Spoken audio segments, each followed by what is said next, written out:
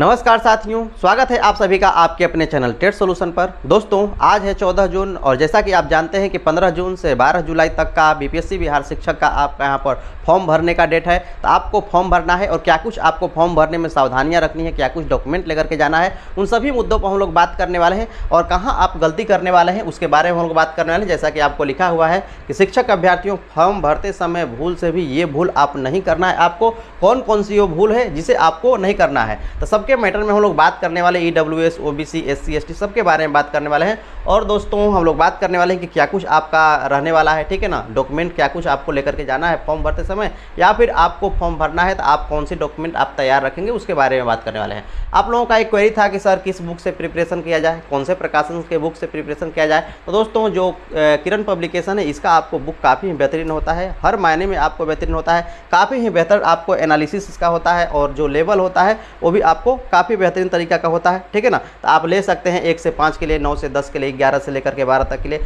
हर प्रकार की आपको बुक यहाँ पर उपलब्ध है और गाइड भी उपलब्ध है। तो जरूर आप ले लीजिएगा। जीएस जीके के भी आपको बुक है, तो ये सभी के सभी आप ले लीजिएगा, ठीक है ना। यदि आप इन बुकों को लेना चाहते हैं तो इन सभी बुक्स का आपको डिस्क्रिप्शन में लिंक है, ठीक है ना, वहाँ से जा करके आप परचेज कर सकते हैं ऑनलाइन। हम लोग पहले बात कर लेते हैं कि क्या कुछ आपको डॉक्यूमेंट ले करके जाना है, उसके बाद हम लोग बात करने वाले हैं कि कौन सी चीज़ों पर आपको ध्यान देना है। तो पहले हम लोग को डॉक्यूमेंट के आधार पर लेकर चलना है। आपका 10th का मार्कशीट आपके पास होना चाहिए, ठीक है ना। साथ साथ आपको उसका मूल प्रमाण पत्र तथा सर्टिफिकेट आपको होना चाहिए। उसी तरह से 12th का मार्कशीट और आपका सर्टिफिकेट होना चाहिए और आपका ग्रेजुएशन का उसी तरह से मार्कशीट और जो आपको है सर्टिफिकेट आपको होना चाहिए। पोस्ट ग्रेजुएशन का जो जिसके लिए वैलिड है उसके लिए आपको होना चाहिए। यदि हम लोग बात करें 1 to 5 में, तो वो आपको 12th तक के हैं, तो 12th तक का ही आपको सिर्फ सबको लेकर जाना जरूरी होगा, ठीक है ना। यदि आप यहाँ पर 12th तक पढ़ाई किए हैं तो 12th तक लेकर के जाइए। यदि आप डीएलएड किए हैं, बीएड किए हैं, तो आपको वहाँ पर आवश्यकता होगा स्नातक स्तर का। ये बातें आप ध्यान दीजिएगा। तो स्नातक स्तर का भी आपको डिग्रियां लेकर के जानी होगी। यदि आप यहाँ पर 10+2 का भी हो तो उसमें भी आप स्नातक लेकर जा सकते हैं। डीएलएड किए हुए हैं तो लेकर जा सकते हैं। वो भी आपको जितने भी आपके पास हैं कागजात वो सभी के सभी आपको लगने वाले हैं, लग जाएंगे। लेकिन नहीं है तो उसमें आपको कोई तकलीफ नहीं यदि आप डीएलएड किए हैं। लेकिन यदि आप बीएड किए हैं तो आपको वहाँ पर जो आपको ग्रेजुएशन तक के लगने वाले हैं। उसी प्रकार से आपको जो भी आपको पोस्ट ग्रेजुएशन पर है उसका आपको यहाँ पर मार्कशीट और सर्टिफिकेट दोनों आपको लेकर के जाना है। और साथ साथ जो भी आपके पास उसके अलावा जो मार्कशीट है, जैसे डीएलएड, बीएड, एमएड, इसका मार्कशीट और सर्टिफिकेट इन सब का आपको लेकर के जाना है। जो आप क्वालिफाई किए हुए हैं, CTET, STET certificate, वो सब आपको लेकर के जाना है। अब यहाँ पर कुछ लोगों का ये सवाल है कि सर हम जिससे कि कैटेगरी बेस्ड हैं, जिनको आपको छूट मिलने के बारे में बात चल रही है, उनके बारे में भी हम लोग बात करने वाले हैं कि वो तो पास ही नहीं है, तो वो कहाँ से आपको सर्टिफिकेट लेकर के जाए। मार्कशीट तो आपको मिल जाता है, लेकिन सर्टिफिकेट कैसे आपको मिलने वाला है, इन सब के बारे में बात करने वाले हैं। तो अंत तक आप बने रहिएगा। और यदि अभी तक नहीं सब्सक्राइब किए हैं तो दोस्तों जरूर सब्सक्राइब कर लीजिएगा, ठीक है। तो ये आपको एस टेट, सी टेट का आपको यहाँ पर सर्टिफिकेट और मार्कशीट आपको ले जाना है। जाति प्रमाण पत्र आपका होना चाहिए और आपका आय प्रमाण पत्र होना चाहिए, निवास प्रमाण पत्र होना चाहिए। ओबीसी, एनसीएल जिसको आपको चाहिए वो आपको क्रीमी लेयर रहित ये आपको चाहिए होगा। जिसको आरक्षण लेना है, फायदा लेना है, उसके लिए ईडब्ल्यूएस सर्टिफिकेट आपको होना चाहिए, ठीक है ना। दिव्यांगता सर्टिफिकेट, जो दिव्यांगजन है उनके लिए आपको दिव्यांगता सर्टिफिकेट होना चाहिए। जैसा कि मैंने आपको बताया है कैसे कैसे आपको सर्टिफिकेट बनेंगे और कहाँ से बनेंगे। आप बनवा चुके होंगे, नहीं बनवा चुके होंगे तो बनवा लीजिएगा। सभी के सभी सर्टिफिकेट आपको अप टू डेट होने चाहिए, ये भी बात आप ध्यान दीजिएगा। 22-23 सेशन का भी आपको इसमें यूज हो सकता है, लेकिन आपको यदि 23-24 सेशन का हो तो काफ़ी ही बेहतरीन होने वाला है। क्योंकि यदि छांटने पर आएगा तो कहीं भी किसी भी पॉइंट पर छांटा जा सकता है। इसलिए आप अपने ओर से हर प्रकार से आप करेक्ट रहिए कि आपको छांटने का मौका न दें, ठीक है ना। तो आप हर प्रकार से आप सही रहिएगा। उसी प्रकार से आपको आधार कार्ड होना चाहिए और पासपोर्ट साइज आपको आपका फोटो होना चाहिए, ठीक है ना। जाति, निवास, ओबीसी, एनसीएल वर्तमान समय का आपका होना चाहिए। ये बात आप ध्यान दीजिएगा कि जो भी आपको डॉक्यूमेंट्स हैं ये सभी के सभी आपको वर्तमान समय के होने चाहिए। पुराना आप लेकर के नहीं जाइएगा, अभी भी समय है, जो बनने लायक है उसे बनवा लीजिए, ठीक है। तो इन सभी कागजात को आप लेकर के रहिएगा। और भी आगे अब हम लोग बात कर लेते हैं कुछ जो भी मुद्दे हैं उन पर।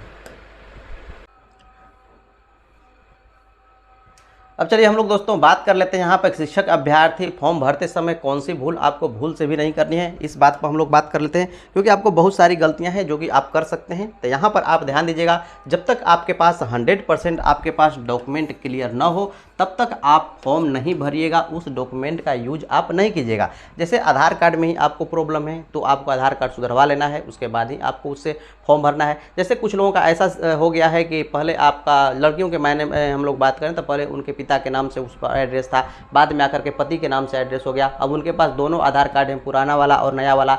जो पुराना वाला आधार कार्ड है उसी के हिसाब से आपको सभी कुछ सर्टिफिकेट आपको बनवाया गया है, जो कि आपको काफ़ी खतरनाक हो सकता है। तो ऐसा आपको नहीं करना है, यदि बनवाना है तो सुधरवा करके आप बनवाइए। आगे हम लोग बात कर लेते हैं कि बहुत सारे लोगों का प्रॉब्लम है कि इनको कोई आपको आरक्षण आपको क्लियर अभी तक हो ही नहीं पाया है, कि जो आपको यहाँ पर SC है, ST है या फिर EWS है, आपको क्लियर बिल्कुल ही आपको नोटिफिकेशन में नहीं किया गया है। तो क्या करें, क्या ये आपको ये फॉर्म नहीं भरें? तो ये आपको फॉर्म न भरने ऐसी आपको कोई समस्या नहीं है, फॉर्म आप निश्चित रूप से भरें। किस बेसिस पर आपको फॉर्म भरना है?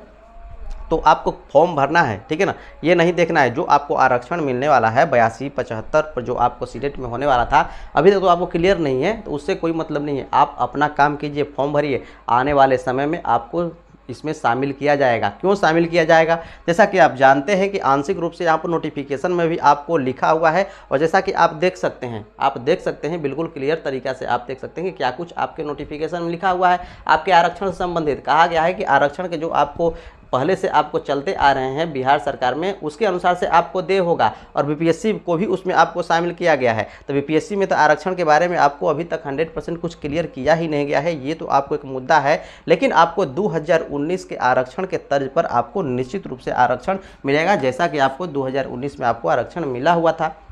उस प्रकार से 82 मार्क्स पर और 75 मार्क्स पर जो सीटेट वाले हैं, जो आपको महिला जो फीमेल कैंडिडेट हैं उनके लिए आपको 82 होने वाला है, और जो आपको यहाँ पर SC ST PH वाले हैं उनके लिए आपको 75 होने वाला है। वो आरक्षण आपको मिलने वाला है, तो आपको मिलेगा ही। तो आप यदि इनमें से हैं तो निश्चित रूप से आप फॉर्म भरिएगा। ऐसा नहीं कि आपका ये नहीं क्लियर किया गया तो आप फॉर्म ही नहीं भरिएगा, फॉर्म निश्चित रूप से आप भरिएगा, उसमें आपको 100% लाभ मिलेगा। ठीक है, आगे हम लोग बात कर लेते हैं कि सीटेट फेल सर्टिफिकेट पर नॉट क्वालिफाइड आपको लिखा होता है। जैसा कि आप जानते होंगे कि जो आपको सीटेट होता है ना, सीटेट का आपको जो सर्टिफिकेट होता है उस पर यदि आप फेल होते हैं तो उस स्थिति में आपको नॉट क्वालिफाइड लिखा होता है, फिर भी आप फॉर्म भरिएगा, ठीक है ना। और बिहार में आपको मान्य है, जैसा कि आपको मैंने ऊपर ही बताया कि जब आप सीटेट में फेल होंगे तो भी आपको बिहार में मान्य होंगे। किस दशा में आप मान्य होंगे? तो आपको SC ST, ठीक है ना, महिला वगैरह इसमें आपको हैं तो आपको निश्चित रूप से इनमें मान्य होने वाले हैं। इस तरीका से आपको फॉर्म भरना है, ऐसा नहीं कि आप नहीं भरिएगा। अब ऐसा तो हो नहीं सकता कि 2019 में आपको फ़ायदा मिला हो और जाकर के 2023 में आपको इससे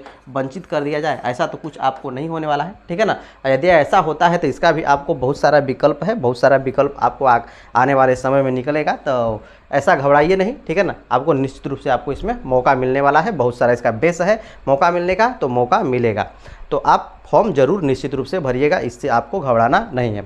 यहाँ पर सीटेट मार्क्स स्टेटमेंट और सर्टिफिकेट दोनों आपको डिजी लॉकर से मिल जाएंगे। बहुत सारे लोगों का ये भी कमेंट था कि हमारे पास मार्कशीट नहीं है, ठीक है ना, तो कहाँ से हम उपलब्ध करें? तो डिजी लॉकर से जाइएगा, दोनों आप सर्टिफिकेट और मार्कशीट दोनों आपको डिजी लॉकर पर होते हैं, वहाँ से आप सर्च कीजिएगा इनके बारे में और वहाँ से आप डाउनलोड कर सकते हैं, तो ज़रूर कर लीजिएगा। अब यहाँ पर एक बात और भी है कि जो आपको फेल कैंडिडेट है, जिनके पास आपको 82 मार्क्स है, ठीक है ना, जो किसी तरह से पास है, पास करने का अर्थ क्या है कि सीटेट में तो ये फेल हैं, जो आपको सेंटर के माध्यम से लिया जाए तो ये 82 पर आपको क्या है, महिला भी आपको फेल है जनरल की। जनरल के लिए आपको 90 चाहिए होता है, तो जानते हैं ना कि सीटेट में आपको जनरल के लिए 90 चाहिए होता है, ठीक है ना, पुरुष हो महिला हो उसके लिए आपको 90 ही आपको चाहिए होता है, ठीक है ना। बाकी SC ST के लिए आपको 82 होता है, तो वो बात अलग है। लेकिन यहाँ पर जो आपको होने वाला है, ये पहले आरक्षण के नियम के अनुसार से यहाँ 82 पर होने वाला है, SC ST का आपका 75 पर ही होने वाला है। तो ये जो आपको फेल है उनका आपका यहाँ पर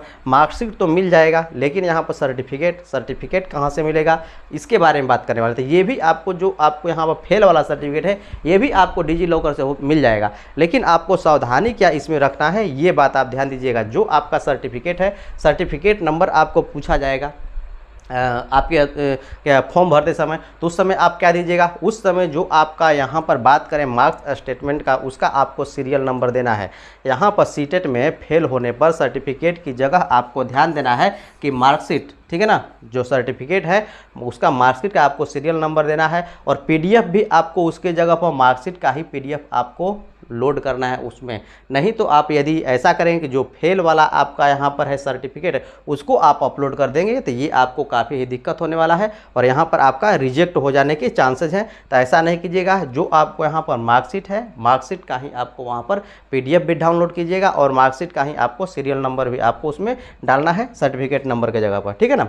कभी भी फेल होने की स्थिति में, ठीक है ना, नॉट क्वालिफाइड वाला आपको सर्टिफिकेट पीडीएफ में नहीं अपलोड करना है। इस विषय पर आपको ध्यान देना है। कभी भी आपको जो आपको यहाँ पर सर्टिफिकेट का है फेल होने की स्थिति में इसका आपको नहीं अपलोड करना है। जब आप पास होइएगा तभी आप अपलोड कीजिएगा, नहीं फेल होइएगा तो जो आपका मार्कशीट है उसका पीडीएफ आपको उसमें डालना है। ये सभी के सभी आपको पॉइंट्स जो कि आपको काफ़ी ही ध्यान देने थे, और जब आप इनका उपयोग करना चाहते हैं तो डिजी लॉकर पर जाइए, वहाँ से आप डाउनलोड कर लीजिए।